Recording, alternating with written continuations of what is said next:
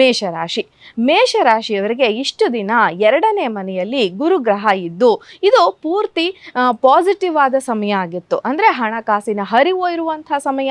ಅದರಲ್ಲೂ ಇತ್ತೀಚೆಗೆ ಮಾರ್ಚ್ ತಿಂಗಳಲ್ಲಿ ನಮಗೆ ಈ ಶನಿ ಕೂಡ 11ನೇ ಮನೆಗೆ ಮೂವ್ ಆಗಿ 2 ತಿಂಗಳ ಕಾಲ, ಆಲ್ಮೋಸ್ಟ್ 1.5 ತಿಂಗಳು, ಅಂದರೆ ಈ ಗುರು ತನ್ನ ಸ್ಥಾನವನ್ನು ಬದಲಾವಣೆ ಮಾಡ್ತಾ ಇರೋದು ಮೇ 14ನೇ ತಾರೀಕು.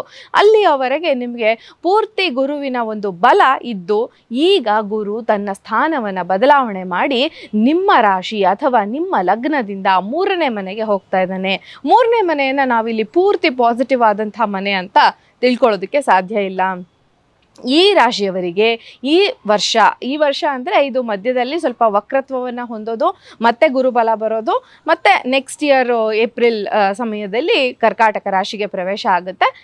ಅಲ್ಲಿಯವರೆಗೆ ಹೆಚ್ಚು ಕಡಿಮೆ ಗುರುಬಲ ಇರೋದಿಲ್ಲ ಅಂತಾನೆ ಕನ್ಸಿಡರ್ ಮಾಡಬೇಕಾಗತ್ತೆ.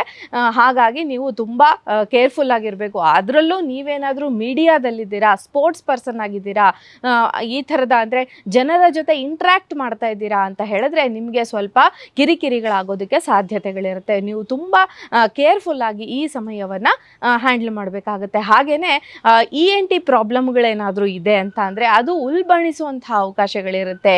ಕಿವಿ ಅಥವಾ ಗಂಟಲಿಗೆ ಸಂಬಂಧಿಸಿದಂಥ ಯಾವುದೇ ತೊಂದರೆಗಳು ಇದ್ದರೂ ಈ ಸಮಯದಲ್ಲಿ ನೀವು ಅದನ್ನು ತುಂಬ ಕೇರ್ಫುಲ್ಲಾಗಿ ಹ್ಯಾಂಡಲ್ ಮಾಡಬೇಕಾಗತ್ತೆ ಅಂತ ಹೇಳ್ಬಿಟ್ಟು ಇದು ಮೇಷರಾಶಿಯವರ ವಿಚಾರ ಆಯಿತು.